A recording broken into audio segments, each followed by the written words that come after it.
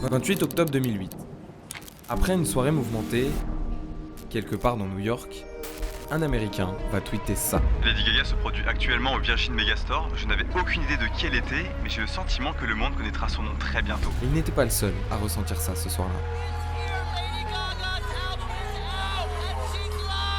Parce que le gars que vous voyez à l'écran en train d'hurler que l'album vient de sortir était lui aussi présent. Il faisait donc littéralement partie des premiers fans de la chanteuse. Pourtant, si on remonte quelques années en arrière, entre son harcèlement au lycée et une industrie qui lui crachait à la gueule, personne n'aurait pu imaginer qu'elle allait percer. Quand son premier album The Fame va se retrouver dans les bacs, son obsession pour la célébrité va se matérialiser. Une star est née et elle porte le nom de Lady Gaga. Musicienne, auteure, compositrice, interprète, danseuse et même actrice, c'est l'histoire d'une femme qui s'est battue pour devenir la star de la musique qu'elle voulait être, devenant avec les années l'une des artistes les plus connues de la planète, avec des milliards de streams, énormément de récompenses et des clips et tenues qui ont marqué toute une époque.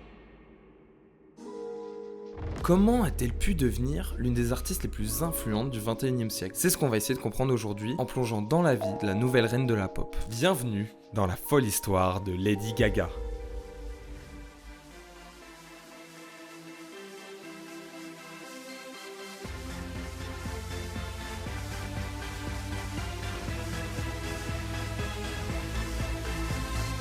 Ra ra ah ah Rama Rama ma Gaga ooh la la what's your bad romance. Salut, moi c'est Hugo et je vais vous parler de la seule artiste qui a réussi à faire acheter 4 de ses albums à mes parents. Je vous ai donc préparé la vidéo qui m'a demandé le plus de travail sur ma chaîne. Et surtout, la vidéo la plus exhaustive sur sa vie. Tout ce que j'ai pu apprendre sur Lady Gaga sera dans cette vidéo. Donc posez-vous tranquillement et commençons par la base, le début de sa vie. Stefani Johann Angelina Germanotta est née le 28 mars 1986 à New York, dans une famille de classe moyenne. Son père, Joseph, est un fils d'immigrés italiens et devient entrepreneur en informatique. Il sera l'inventeur en 2002 du Guest Wi-Fi pour les hôtels, ce qui permettra aux gens de se connecter gratuitement à un réseau Wi-Fi. Sa mère, Cynthia, d'origine québécoise, italienne et écossaise, sera assistante en télécommunication avant de devenir mère au foyer. Et Stefani aura aussi une sœur cadette, Nathalie, née en 92. Enfant, elle va avoir 4 grandes passions. Regarder des vidéos de Bugs Bunny, jouer à l'Atari, créer ses propres costumes, mais surtout, jouer du piano. Et on peut dire qu'elle était en avance parce qu'elle commencera à apprendre toute seule à jouer du piano à l'âge de 4 ans. À 11 ans, elle tente d'entrer à la Juilliard School de Manhattan, qui est un conservatoire privé de musique et des arts du spectacle, réputé à l'international. Mais au final, elle change d'avis et intègre le couvent du Sacré-Cœur, une école privée catholique où elle y fréquentera Paris Hilton. Un jour, dans un magasin où elle se baladait avec sa mère, elle commence à chanter, dans les rayons. Et quelqu'un va la remarquer et il s'avère que c'est pas n'importe qui. C'était le neveu de Don Lawrence, le coach vocal de Alicia Keys et Christina Aguilera. Il va la repérer et laisser une carte de visite à la maman. Et 2 semaines plus tard, il devient son coach vocal. Et on va pas se mentir, il y a que à New York qui peut arriver un truc pareil. Ses premiers morceaux vont être composés à l'âge de 13 ans. Et elle commence à chanter lors de scènes libres dans des bars de jazz. L'année d'après, elle remportera même un concours de chant. Pendant son collège, elle fait sa première apparition à l'écran parmi les figurants du clip d'ACDC, Stiff Upper Lip. Dès son entrée au lycée, Stefani, elle va être souvent harcelée, en raison de son apparence physique qui va être jugée différente. Ses camarades de classe, ils vont faire un truc juste horrible. Ils vont créer un groupe Facebook dans le but de l'humilier parce qu'elle tentait de devenir célèbre. Ils tagueront même ces mots sur le mur de l'établissement. Traduction, Stefani Germanotta ne sera jamais célèbre. Certains garçons de son école vont même aller encore plus loin en la jetant dans une poubelle. Et devinez comment elle a réagi face à ça. Et bah Stefani, elle est devenue le personnage principal d'une campagne vidéo contre le harcèlement sexuel à l'école. Et ces harceleurs en voyant ça, ils ont dû se sentir bien cons.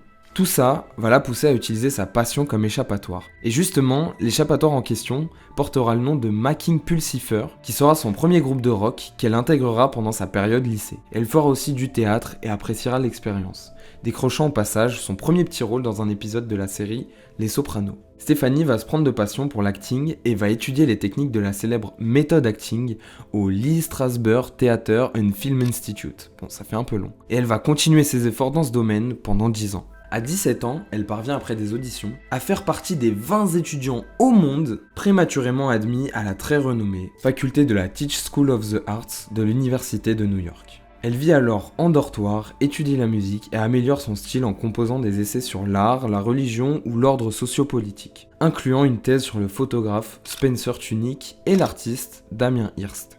Alors que le règlement de son école l'interdit, elle prendra le risque de passer des auditions en parallèle de ses études. Elle manquera de pas grand-chose la sélection pour jouer Maureen Johnson pour les représentations américaines de la comédie musicale Rent. Les raisons seront simples, elle est jugée trop jeune pour ce rôle. Stefani va aussi participer au concours musical annuel de sa faculté, nommé Ultraviolet Live, et finit 3e. Elle réussit par la suite à faire partie d'un épisode des MTV Bowling Points, une émission de canular de la célèbre chaîne musicale américaine. Maintenant majeure et avec plusieurs petites expériences dans la musique, Stefani décide de quitter les bancs de la fac et de se concentrer sur sa carrière musicale. Et ses premiers pas dans le milieu vont être compliqués. Après avoir quitté l'université, la jeune Stefani commence à travailler dans des bars de striptease à New York, où elle arrondit ses fins de mois avec son travail de serveuse au Cornelia Street Café. Puis, elle devient brièvement gogo danseuse pour arriver à joindre les deux bouts. Elle lance un site internet, Stefani Music, ainsi qu'une page MySpace, afin de promouvoir sa carrière et de créer un lien avec ses premiers fans. Hello, this is Lady Gaga, and you can visit me at myspace.com/Lady Gaga. Thanks. Dans cette période déjà compliquée, il va lui arriver la pire expérience de sa vie. Période qu'on évoquera plus tard puisqu'elle dévoile ce moment, en partie, dans un documentaire sur la santé mentale avec Oprah Winfrey. Les premiers pas de la chanteuse seront difficiles. Pourtant, elle était déjà signée à Def Jam Records, à seulement 19 ans après que le patron du label, Antonio Reid, l'ait entendue chanter dans les couloirs de la maison de disques. Il lui dit alors qu'elle va devenir une célébrité avec son talent, et il lui fait signer un contrat. Mais une fois le contrat signé, silence radio. La jeune femme dit ne plus l'avoir revu et déclare à ce propos qu'elle avait l'habitude d'attendre devant son bureau pendant des heures, en espérant qu'il vienne la rencontrer et écouter ses chansons. Mais ça s'est jamais produit. 3 rencontres seront prévues entre Reid et Stefani, mais elles seront toutes annulées, avant que le label ne stoppe brutalement le contrat au bout d'à peine 3 mois, laissant la chanteuse dans l'incompréhension. Alors, Def Jam Records ne veulent plus de Stefani, mais par contre, ils veulent garder ses titres. Sauf qu'elle n'a évidemment pas envie de les laisser au label. Donc la chanteuse va renoncer à une part de l'avance qui lui avait été versée, afin de récupérer les droits de ses chansons. Et parmi les titres récupérés par Stefani, il y avait notamment Beautiful Dirty Rich et l'un de ses futurs tubes, Paparazzi. Cherchant à rebondir après ses fausses promesses, elle commence à se produire sur la scène rock du Lower East Side avec les groupes Mackin Pulsifer et Stefani Germanotta Band, qui réalisera un EP vendu lors de leur concert. En octobre 2005, le SG Band est invité à chanter à la parade new-yorkaise du Columbus Day et voit sa prestation diffusée sur NBC Channel 4. Le groupe se produit alors fréquemment au club Mercury's and the Bitter End, et c'est dans ce dernier que Stefani Germanotta se fait repérer par l'auteur Maura Kaze, qui l'invite à travailler à l'écriture et à l'arrangement de l'album accompagnant le livre pour enfants Scott and the Secret Dimension. Et pour l'anecdote, à cette époque, elle n'était pas très connue, mais elle avait déjà un petit fan club de 15 ou 20 personnes qui la suivaient absolument partout, à tous ses shows. La chanteuse auditionne sans succès pour des pièces de théâtre et des comédies musicales. Et les labels de musique pop ne la prennent pas sous contrat, jugeant son personnage trop théâtral et pas adapté. Elle va enchaîner beaucoup de grosses déceptions suivies de petites victoires. Mais malgré les difficultés, elle sent qu'elle est faite pour ça, donc elle va pas abandonner. Son groupe est par la suite choisi par Bob Leon, directeur des projets nationaux du célèbre Songwriter Hall of Fame, pour être l'un des 9 actes du New Songwriter Showcase de 2006. Un spectacle qui a pour but de révéler des nouveaux auteurs et compositeurs. Et à l'occasion de ce show, la jeune artiste est repérée par Wendy Starland, collaboratrice du producteur de musique Rob Fusari qui a déjà travaillé avec des petits noms comme Will Smith ou les Destiny's Child. Et tous ces gens-là, ils vont fortement recommander à Fusari de collaborer avec la jeune chanteuse. Il va écouter ses titres sur internet et il va sentir le potentiel. Il compare son style vocal à celui de Freddie Mercury, lui donnant rapidement le surnom de Gaga, s'inspirant du morceau Radio Gaga du groupe Queen. Et c'est à partir de ce moment-là qu'elle va commencer à utiliser son nom de scène, sous lequel tout le monde la connaît, Lady Gaga. Elle va avoir 4 grandes inspirations pour créer son personnage: Queen, David Bowie, Madonna et Michael Jackson.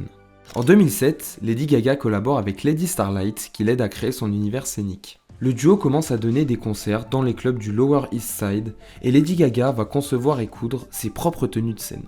Les concerts portent le nom de Lady Gaga and the Starlight Revue, présenté comme l'ultime show burlesque en hommage à la variété des années 70. En août de la même année, Lady Gaga et son acolyte sont sélectionnés pour jouer à l'American Music Festival du Lollapalooza, qui a lieu à Chicago. Le spectacle donné est très apprécié et reçoit de bonnes critiques. Elle va aussi participer à la première partie du groupe glam rock indépendant Semi Precious Weapon devant 400 personnes à New York. Lady Gaga trouve enfin ses premiers repères et son style en intégrant de la pop à ses mélodies, s'inspirant du glam rock de Bowie ou encore du groupe Queen dans son mix. Elle obtient alors un contrat d'auteur-compositrice avec le label Convict Music du chanteur Akon et crée des chansons pour Fergie, les Pussycat Dolls ou encore Britney Spears.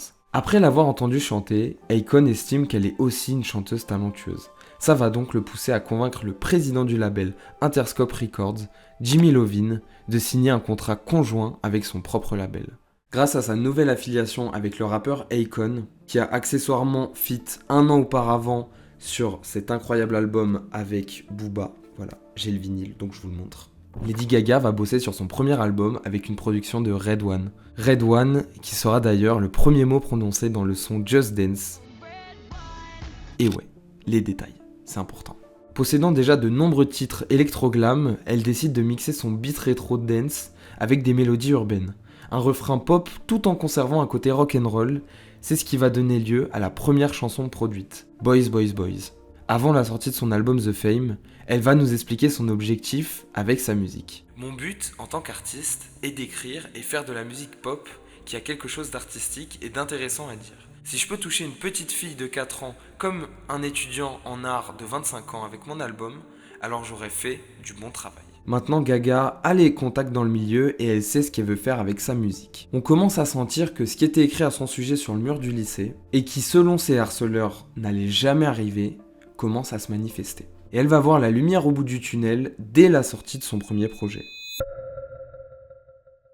Début 2018, Lady Gaga s'installe à Los Angeles, où elle peaufine son album The Fame avec sa maison de disques. Elle monte alors un collectif créatif appelé House of Gaga, qui travaille à la création de ses tenues et décors. Et comme l'a dit une grande artiste, fashion designer, j'achète plus designer. Oui, j'étais obligé de faire une référence à la Boss Lady, parce que Boss Lady, Lady Gaga, ça se ressemble un peu. J'en ai même fait une vidéo, bref. La mode, c'est tout aussi important que la musique pour Lady Gaga.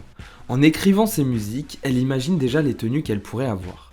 Il faut que son public soit fan de sa musique, mais aussi de ses tenues.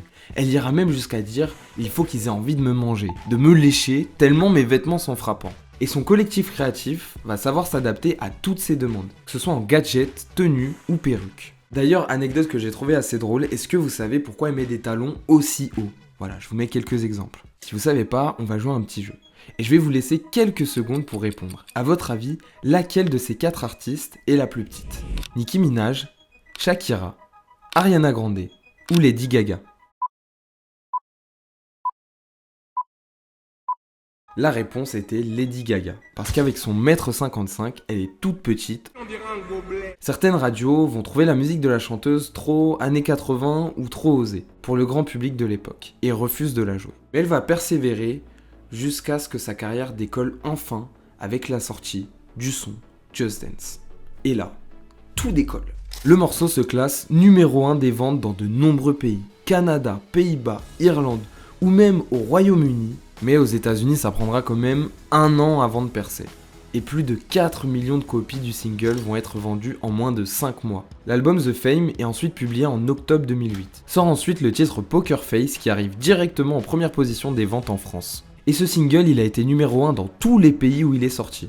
Poker Face est en 2019 le titre le plus vendu au monde avec près de 10 millions de copies écoulées. La promotion du premier opus de Lady Gaga se termine avec les singles Nothing else I can say.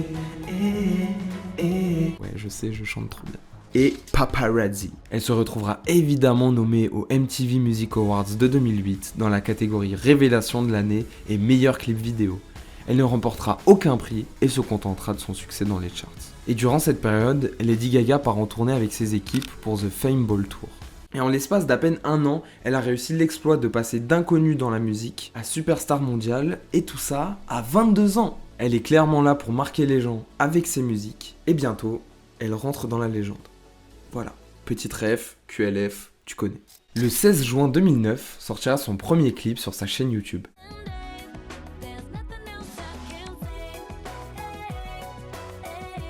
Et vu qu'avec Gaga, il n'y a pas de ralentir, le lendemain, 2 clips supplémentaires vont voir le jour. Love Game et Just Dance.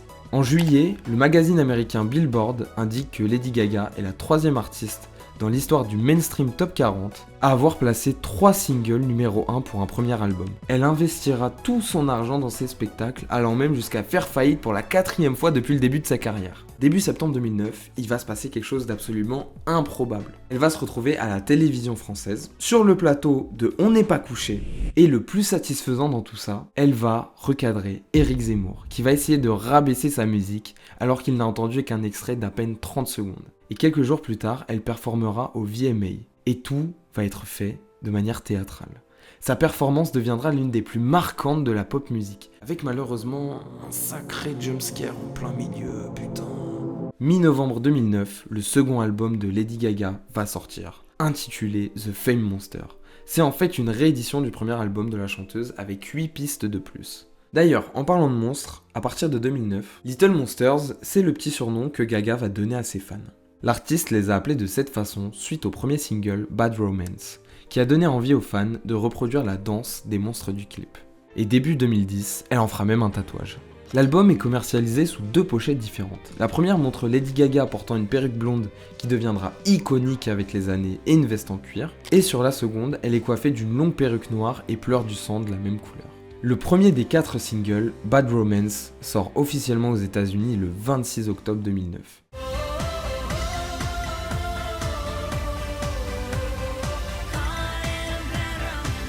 Le titre est un succès commercial et son clip passera le milliard de vues sur YouTube quelques années après. Le second single, Téléphone, sera en feat avec une autre boss lady, la chanteuse Beyoncé.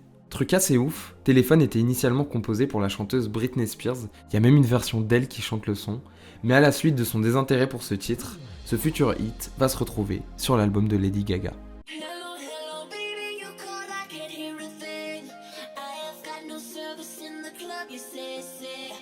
Il y a un message dans le clip qui va énormément frustrer les fans, et ça se passe dans l'écran de fin avec ce message, To Be Continued, laissant les Little Monsters dans l'espoir de voir une suite, même 15 ans après. Pour promouvoir son album, elle sera invitée au Royal Variety Show aux côtés de Miley Cyrus pour interpréter l'une de ses chansons devant la reine Elisabeth II. Elle interprétera Speechless sur un piano perché à presque 3 mètres de haut. Pour la promotion de The Fame Monster, elle crée une nouvelle tournée mondiale, The Monster Ball Tour. La tournée sera un temps déficitaire de 3 millions de dollars après que la chanteuse ait refusé de faire des compromis sur la mise en scène. Mais elle finira par devenir l'une des tournées d'artistes la plus lucrative de l'histoire. Peu après, l'album reçoit sa seconde certification, un disque d'or Made in USA. L'album se trouvera être le 2e le plus vendu de 2009, juste derrière Susan Boyle, la surpassant de 100 000 ventes. Dans un entretien, elle dévoile sa bisexualité et expliquera que sa chanson Poker Face y fait justement référence, en racontant l'histoire d'une femme qui pense à une autre femme lors de rapports sexuels avec son mec. Elle deviendra rapidement, après ses premières prises de position et ses premiers hits, une icône LGBT. Pour le plus grand événement musical de l'année, les Grammy Awards, elle interprète Poker Face vêtue d'une tenue verte brillante. Quelques jours après les Grammy, Lady Gaga déclare lors d'une interview à la radio qu'elle a commencé à travailler sur son 3e album. Quelques temps après ça, Fusari, son ancien producteur, va clairement essayer de la plumer, en portant plainte contre elle, et il lui réclame plus de 30 millions de dollars en affirmant qu'il avait coécrit Paparazzi et Beautiful Dirty Rich, et qu'il n'a reçu que 600 000 dollars. La chanteuse dépose alors une contre-plainte, et résultat, l'ex-producteur va abandonner les poursuites. Alors qu'elle reçoit le prix du meilleur clip vidéo de l'année pour Bad Romance, au MTV Music Awards 2010, Lady Gaga sera vêtue de sa fameuse robe en viande qui va choquer l'industrie et donnera lieu à cette photo absolument légendaire, où vous pouvez voir toutes ces stars de l'industrie absolument choquées de ce qu'elle vient de faire. Elle fera beaucoup réagir, notamment chez les associations de défense des animaux. La chanteuse expliqua le soir même dans l'émission The Ellen DeGeneres Show que le concept est de montrer au public que chacun finira traité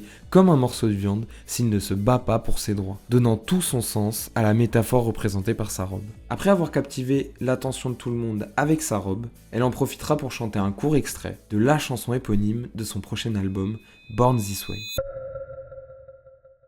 Le single, qui a d'ailleurs été écrit en 10 minutes par la chanteuse, va être un succès à travers le monde, se classant numéro 1 dans 19 pays. Et le 4 mai 2011 va sortir le clip Judas pour la promotion de l'album Born This Way.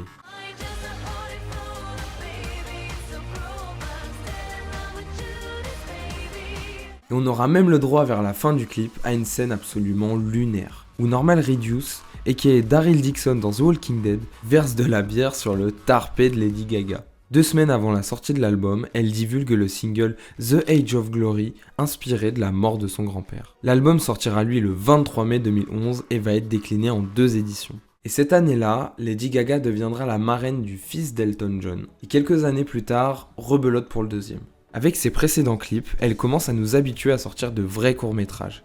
Et ça va encore être le cas avec Marry the Night, sorti le 2 décembre 2011, qui sera son plus long clip vidéo avec presque 14 minutes. Lors de la cérémonie des MTV Video Music Awards, Lady Gaga apparaît sur le tapis rouge déguisée en Joe Calderone, son alter ego masculin. Au cours de la soirée, elle reçoit 2 récompenses pour son clip Born This Way. Son album sera vendu dans le monde à plus de 5,5 millions d'exemplaires. Et le classement va lui réserver une belle surprise puisque The Fame Monster est toujours très bien classé, en occupant la 22e place des albums les plus vendus. Son titre, qui sera en partie en allemand, sera utilisé pour la promotion de son premier parfum, appelé Fame. Lady Gaga, Fame. Parce que oui, la notoriété a une odeur, et s'il y a bien une artiste qui est au courant de cette odeur, je pense que c'est Lady Gaga. Elle commence peu après sa tournée mondiale The Born This Way Ball, le 27 avril 2012, avec une date en Corée du Sud, à Séoul. Puis, en juin, lors de ses concerts à Melbourne, en Australie, elle présente au public une musique inédite, Princess Di. Ce nouveau titre va choquer une partie de son public, du fait qu'elle parle de la princesse Diana en disant ces mots. « Je veux m'en aller dans la limousine de mon riche amoureux, juste après qu'il m'ait demandé en mariage, avec un diamant de 16 carats enveloppé dans de l'or rose. Avec les paparazzis qui s'agitent tout autour, alors baissez la tête pour une autre blonde morte. » Et ça, pour les Australiens, ça passe pas du tout. Parce que pas mal d'entre eux sont issus de familles d'anciens colons anglais, et n'apprécient pas du tout la façon déplacée de parler de la princesse. Elle confie tout de même qu'elle ne sait pas encore si cette musique inédite fera partie ou non de son 4e album. Spoiler, la musique ne va pas être sélectionnée pour le projet, et c'est peut-être tant mieux. Comme beaucoup de célébrités, Lady Gaga va avoir le droit à son apparition dans Les Simpsons, et deviendra copine avec Lisa et l'aidera à s'assumer car elle a été élue l'étudiante la moins populaire par les autres élèves. Ce qui peut nous donner un goût de déjà-vu avec son passé pendant le lycée. Fun fact, Gaga sera considérée comme personnalité la plus célèbre du monde dans l'édition 2013 du livre Guinness des records. La même année, elle va s'attirer les foudres des militants anti-armes à feu en portant un soutien-gorge mitrailleuse, lors de ses concerts après le drame de la fusillade de Sandy Hook. Quelque temps après, elle va se briser une hanche sur scène, et elle sera obligée d'annuler le reste de sa tournée. Born This Way Ball se finit donc beaucoup plus tôt que prévu. Son corps lui a dit stop à force de se surmener et d'être à fond. Elle va se retrouver en fauteuil roulant et si elle veut un jour remonter sur scène, sa seule option va être de se reposer. Elle devra même réapprendre à marcher. Malgré tout ça, pas de temps à perdre, parce qu'elle avait déjà commencé à travailler sur son prochain projet durant le Born This Way Ball. Le label de la chanteuse va lui reprocher que son prochain album, en fait, il contient pas de hits. Et ils vont faire pression pour modifier son contenu. Mais Lady Gaga, elle va être claire. On ne touche pas à son album, c'est comme ça qu'elle le veut. Le 19 août 2013 sort le clip de Applause pour la promotion de l'album Art Pop.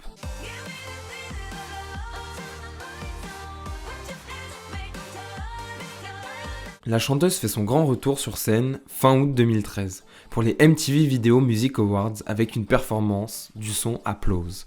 Elle ouvre également l'iTunes Festival en septembre 2013, durant lequel 8 chansons du nouvel album sont interprétées en avant-première. Elle reviendra avec son nouvel album le 11 novembre 2013 et reçoit des critiques assez mitigées.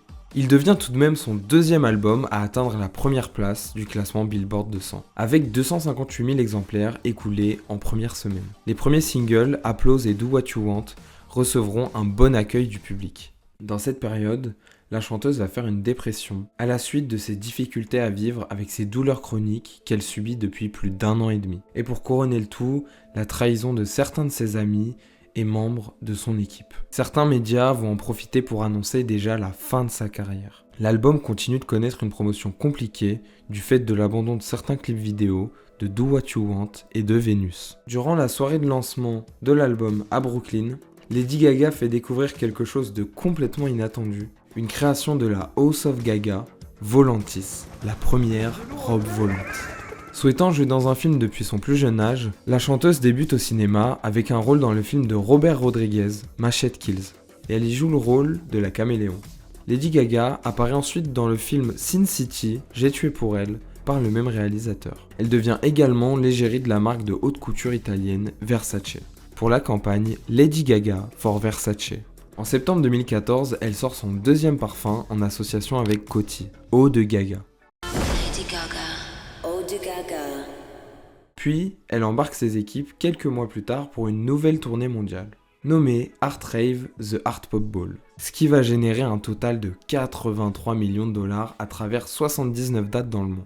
Depuis ses débuts en 2008 jusqu'en 2014, ses ventes de CD à travers le monde vont être absolument titanesques, avec 180 millions de disques vendus, 30 millions d'albums et près de 150 millions de singles. Même avec toutes ces ventes, elle ne va pas s'enfermer dans un seul style musical. Elle va frapper là où on ne l'attend pas, en rajoutant à sa discographie une petite pépite, un projet jazz.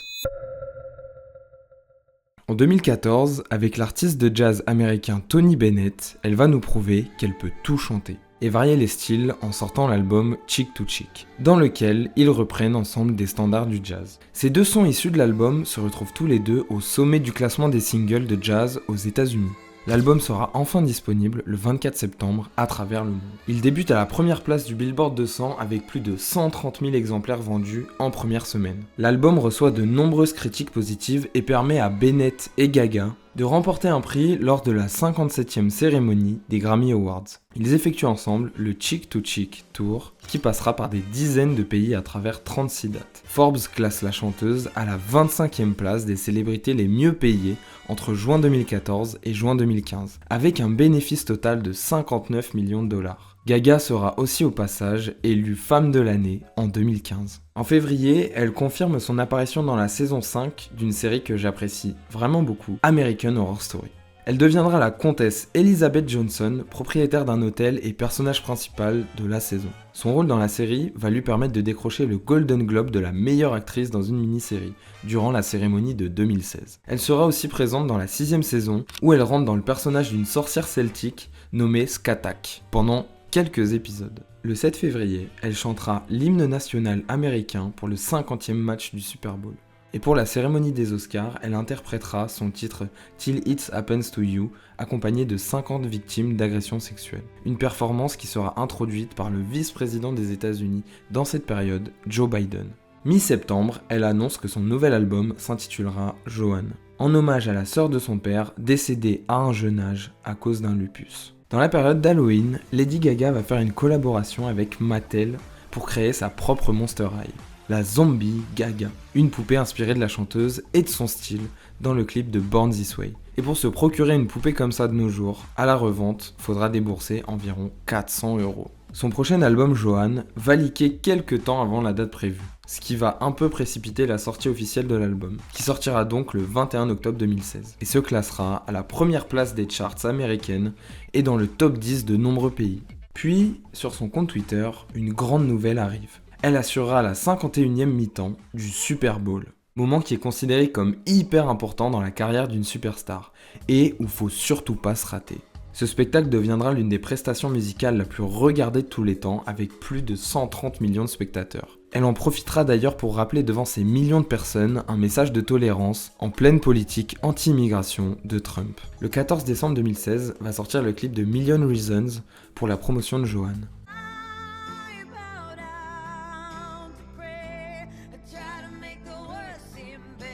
Gaga, qui va être une des têtes d'affiche du festival de Coachella en 2017, va interpréter pour la toute première fois son nouveau single The Cure. En août 2017, elle se lance dans une tournée internationale Joanne World Tour. En septembre de la même année, un documentaire centré sur la chanteuse est dévoilé en exclusivité sur Netflix, intitulé Gaga 5'2", où elle va révéler souffrir de fibromyalgie depuis plusieurs années. et déclare à partir de ce moment-là faire une pause dans sa carrière. Ce mauvais état de santé obligera Gaga à repousser les dates européennes à 2018. La tournée deviendra malgré tout ça la plus lucrative pour une artiste féminine en 2017. Niveau cinéma, en 2018, elle va potentiellement jouer dans un film, pour interpréter le rôle d'Elphaba, la méchante sorcière de l'Ouest, aux côtés d'Amanda Seyfried et Shawn Mendes, dans l'adaptation cinéma de Wicked. Finalement, elle ne sera pas sélectionnée, et ce sera Cynthia Erivo qui interprétera le rôle aux côtés d'Ariana Grande.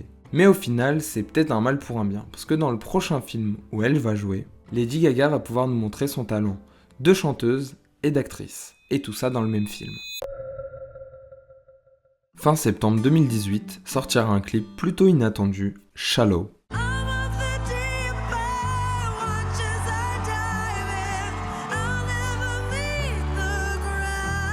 Quelques semaines plus tard, tout s'enchaîne avec la sortie du film A Star is Born.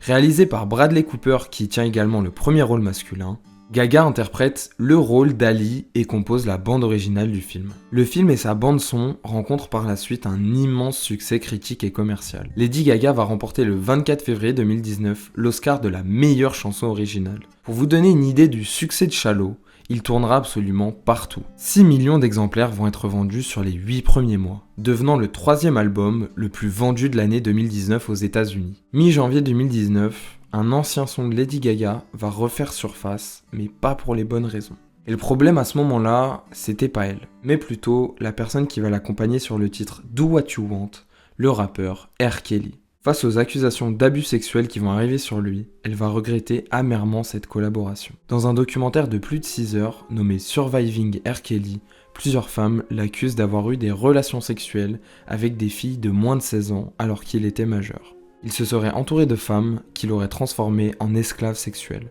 Suite à ça, elle s'excusera sur ses réseaux pour avoir collaboré avec lui et avoir manqué de discernement. Au vu du titre et du contenu du morceau, plus les raisons pour lesquelles R. Kelly va finir en prison, les paroles de cette musique sont maintenant hyper malaisantes. Et c'est aussi pour ça que Lady Gaga fera même supprimer cette musique de toutes les plateformes, et elle sera retirée des nouvelles impressions de son CD Art Pop. R. Kelly sera quant à lui condamné en 2022 à 30 ans de prison pour avoir dirigé un système d'exploitation sexuelle de jeunes, dont des adolescentes, et ce pendant des années. Ce procès sera d'ailleurs une étape importante dans le mouvement MeToo aux États-Unis. Début 2023, il sera à nouveau condamné pour production de contenu pédopornographique et détournement de mineurs. Le juge ordonnera qu'il n'exécute seulement qu'1 an supplémentaire quand il aura purgé sa première peine. Sachant qu'il est rentré en prison à plus de 50 ans, autant vous dire qu'il va passer le reste de sa vie derrière les barreaux. Et vu ce qu'il a pu faire, c'est tant mieux. Le 26 mars 2019, dans son discours de remerciement de la cérémonie des Oscars, Gaga dira avec émotion ces mots inspirants. « Si tu es chez toi, en train d'apprécier ce moment, alors pourquoi n'es-tu toujours pas abonné à cette chaîne ? Si tu ne t'abonnes pas dans les 5 secondes, il n'y aura jamais la suite tant attendue du son téléphone. » Bon ok, j'arrête le RP, mais ce jour-là, le discours il ressemblait plus à ça. Si vous êtes à la maison, assis sur votre canapé et que vous regardez ceci en ce moment, sachez que c'est un travail très difficile. Je travaille dur depuis longtemps et le but, ce n'est pas de gagner. Le but, c'est de ne jamais abandonner.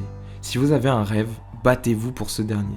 Il y a une discipline pour la passion. L'important, ce n'est pas combien de fois on est rejeté, on tombe ou on se fait tabasser.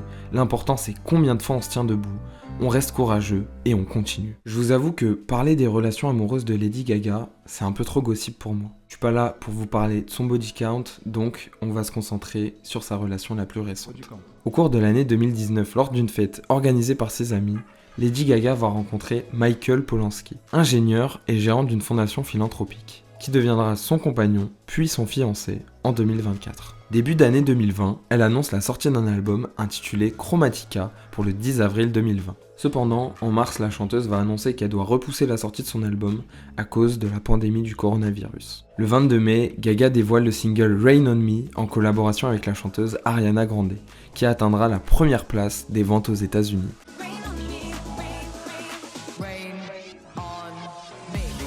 L'album, qui est un retour aux sources pop et dance de Gaga, sort le 29 mai et atteint le sommet des ventes en France, Angleterre, Italie, ainsi qu'aux États-Unis et au Canada. En septembre, Gaga devient égérie du parfum Viva Voce de Valentino. Pendant ce temps-là, 911 devient le 3e single de Chromatica avec un clip court-métrage. Le 20 novembre 2020, elle annonce sur les réseaux sociaux qu'elle sera présente au Lupus Research Alliance où elle interprétera virtuellement son titre Joanne, issu de son 5e album du même nom, pour rendre hommage à sa tante décédée de cette maladie. En parallèle, la marque de maquillage de la star, Haus Labs, se porte très bien puisqu'elle va atteindre 141 millions de dollars de chiffre d'affaires sur l'année 2020. Et tout ça seulement un an après son lancement. Le 20 janvier 2021, elle chante l'hymne américain lors de la cérémonie d'investiture du 46e président des États-Unis d'Amérique, Joe Biden. Ce qui va être encore une belle occasion pour la chanteuse de montrer ouvertement son opposition aux idées de Donald Trump. Puis en février, elle commencera le tournage de House of Gucci, le nouveau film de Ridley Scott. Mais peu de temps avant de commencer le tournage du film, en Italie, travailler pour une superstar comme Lady Gaga va s'avérer être très dangereux. Et en février 2021, Ryan Fisher va en faire les frais, car il va se faire tirer dessus alors qu'il promenait les chiens de la chanteuse dans les rues de Los Angeles. Ces bulldogs français, Koji et Gustave, ont été emmenés tandis qu'un 3e chien nommé Miss Asia s'est échappé, et a ensuite été récupéré par la police. Gaga va offrir une récompense de 500 000 $ pour la personne qui lui trouverait ses animaux de compagnie. 2 jours plus tard, une femme va amener les chiens à un poste de police à Los Angeles. Les deux étaient indemnes. La police va déclarer quelques jours plus tard que la femme qui avait déposé les chiens était en fait une complice des 4 personnes qui vont être inculpées pour le vol. Fin mars, Lady Gaga dévoile sa collaboration avec la maison de champagne Dom Pérignon.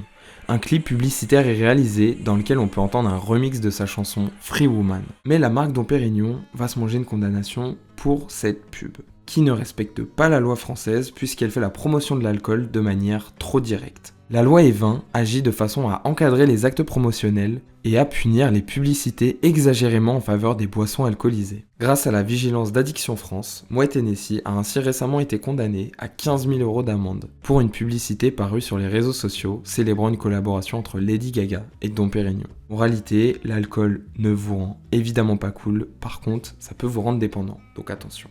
D'ailleurs, pour l'anecdote, les youtubeurs McFly et Carlito s'étaient pris un rappel à la loi par rapport à cette même loi et suite à ça, ils ont donc pris la décision de ne plus faire de vidéos de dégustation d'alcool.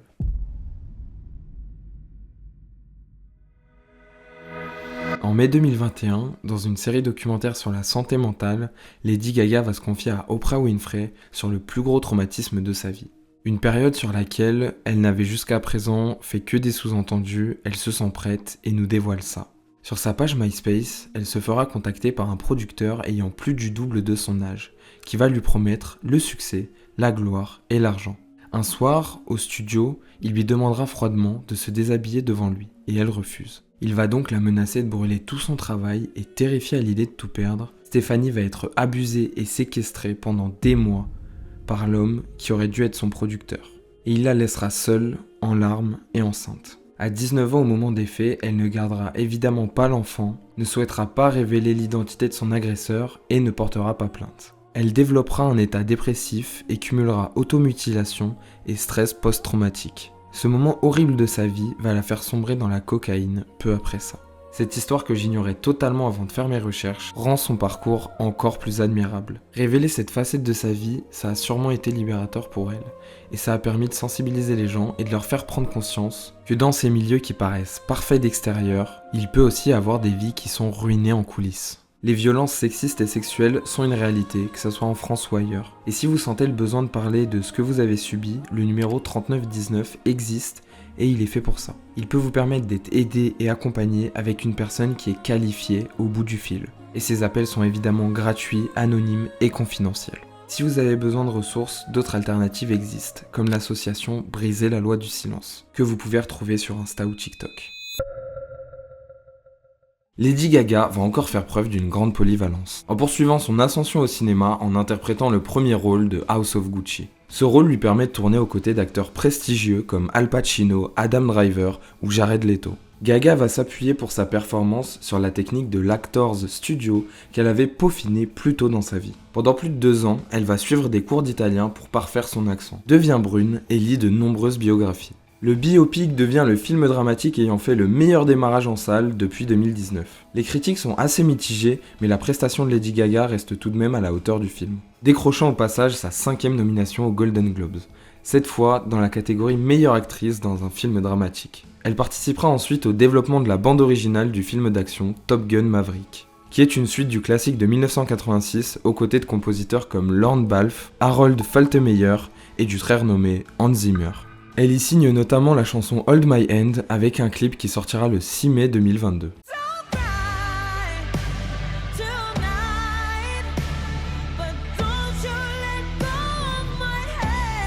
Le film est un immense succès avec 1,4 milliard engrangé au box-office international et d'excellentes critiques de la part des spectateurs comme de la presse. Hold My Hand se retrouve nommé aux Oscars 2023 et Golden Globes dans la catégorie de la meilleure chanson originale. Janvier 2023, le son Bloody Mary va fortement regagner en popularité grâce à une chorégraphie de Jenna Ortega dans la série Mercredi qui va être reprise et devenir virale sur TikTok.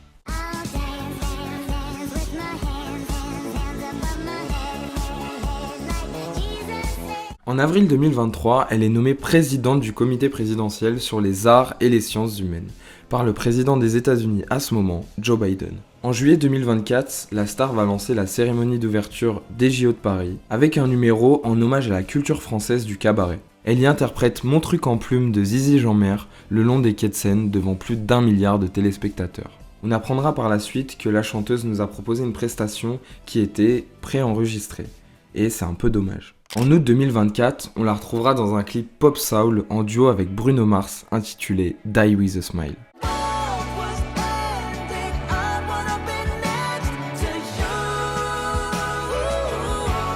Et le titre devient rapidement la chanson la plus vendue au monde et maintient ce statut sur plusieurs semaines. Côté streaming, le titre bat sur Spotify les records de la chanson la plus rapide à atteindre le 1 milliard d'écoutes. Et ce son, je peux pas croire que vous l'ayez pas entendu ces derniers temps, il était absolument partout.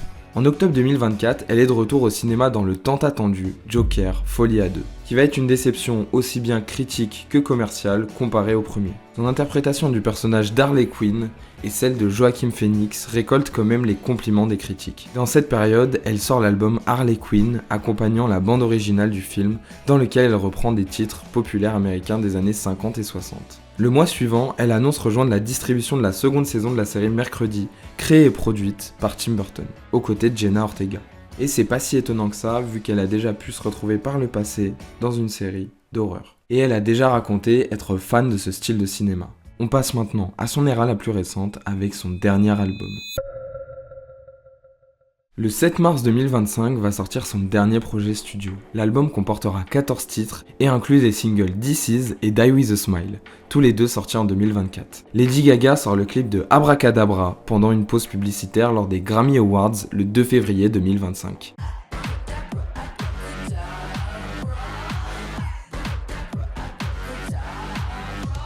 Et cette musique, on va le sentir dès le début, elle est parfaitement pensée pour se répandre sur les réseaux sociaux et devenir virale. Mayhem, c'est un condensé de ses influences et de toutes les facettes musicales qu'elle a pu explorer au cours de sa vie. Geza Welstein, qui est un musicien DJ et compositeur français, collabora avec elle sur cet album. D'ailleurs, pour sa tournée du Mayhem Ball, elle réalisera son plus gros passage en France avec 6 dates. Les 13 et 14 novembre à Lyon, ainsi que les 17, 18, 20 et 22 novembre à Paris. Donc j'espère que vous avez réussi à coffrer vos places. Début mai 2025, Lady Gaga va faire un concert gratuit dans la ville de Rio de Janeiro, sur la plage emblématique de Copacabana, où l'artiste va réunir plus de 2,3 millions de personnes. Quelques jours après cet événement démesuré, il rentre directement dans le classement des concerts les plus grands de l'histoire, dépassant les chiffres d'artistes légendaires, comme les Rolling Stones en 2006, ou encore celle avec qui elle a si souvent été comparée, Madonna. Quelques jours après, on apprendra qu'un attentat à la bombe a été déjoué par la police brésilienne de Rio le jour du concert. Sachant qu'elle est une icône pour cette communauté, les LGBT étaient notamment visés par cette attaque. Pour l'occasion de la saison 2 de Mercredi sur Netflix, en parallèle, Lady Gaga va nous surprendre en sortant un clip inédit nommé The Dead Dance, réalisé par Tim Burton. L'endroit où ça a été réalisé me disait un truc, parce que j'en ai déjà entendu parler sur YouTube,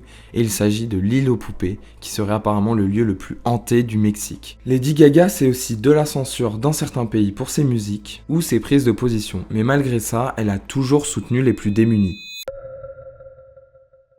En parallèle de sa carrière musicale, Gaga s'est engagée dans un grand nombre d'organismes de bienfaisance tout au long de sa carrière. Mais son plus grand projet d'engagement reste son association, Born This Way Foundation, qu'elle lance avec sa mère en 2012. L'association mettra en place des actions pour aider les gens en leur offrant des formations en premiers soins pour la santé mentale à travers les USA. Ou encore, en août 2019, l'association va financer des projets scolaires dans plus d'une centaine de classes de villes ayant subi des tueries de masse entre le Texas, la Californie et l'Ohio. Vous pouvez d'ailleurs aller sur le site Born This Way Foundation si vous voulez voir toutes les actions concrètes qu'ils ont pu mener au sein des États-Unis. Au fil des années, son association continue de grandir à peu près en même temps que sa carrière. Et une partie des prix de ses billets pour ses concerts servent à soutenir les causes qu'elle défend. On apprendra que la fondation de la chanteuse a contribué à offrir plus de 10 000 repas sur l'année 2023, ainsi que des cours de musique et des sessions d'enregistrement gratuites pour des jeunes musiciens. Au total, cette année-là, c'est 65 associations qui se sont partagées 3 millions de dons par la Born This Way Foundation, notamment des associations de soutien à la jeunesse, aux sans-abri et aux personnes LGBT. Même dans un monde où être en opposition avec Trump peut vous apporter des problèmes, Lady Gaga ne s'est jamais cachée d'être en désaccord total avec ses politiques, et ça depuis bien longtemps. Hey Gaga, you a Donald Trump fan? Love you. Comme toute artiste engagée, elle aura aussi le droit à son lot de censure, comme en mai 2014 où la chanteuse voit son spectacle Art Rave censuré à Dubaï. Également en 2016 où elle est personnellement interdite de territoire en Chine après que son répertoire entier a été banni de diffusion et de téléchargement dans le pays. La décision interviendra après une rencontre de la chanteuse avec le Dalai Lama, figure très contestée en Chine. D'ailleurs, restez bien jusqu'à la fin de la vidéo parce que je vous réserve une petite surprise. Après tout ce qu'on a pu apprendre sur Lady Gaga, qu'est-ce qu'on peut bien retenir de sa vie ? Lady Gaga a eu une carrière pleine de succès. Elle a reçu au total plus de 500 récompenses, ses ventes de disques à travers le monde sont estimées à plus de 250 millions depuis le début de sa carrière. Elle est la seule de l'industrie à avoir 4 titres vendus à plus de 10 millions d'exemplaires chacun, avec Shallow, Poker Face, Just Dance et Bad Romance, que des bangers, parvenant même à créer des ponts entre les arts, passant de la musique au cinéma tout en ayant un style sur mesure. Sur la chaîne, j'ai déjà pu vous raconter l'histoire de Labyrinth, Feld Up ou encore Angèle. Mais là, c'est la première fois que je vous parle de quelqu'un qui est rentré dans un cercle très fermé d'artistes qui ont marqué l'industrie musicale profondément et durablement. Elle aura contribué à populariser la musique synth-pop à la fin des années 2000, alors que c'était des styles de morceaux qui n'étaient à la base joués que en boîte de nuit. Elle a fait des hits qui ont réussi à traverser les décennies sans devenir has-been. Ses musiques continuent de résonner avec le public. On le constate très bien sur TikTok, où ses musiques sont utilisées tous les jours par les utilisateurs pour faire des edits, des playbacks ou des danses, alors que certains sons datent de plus de 15 ans.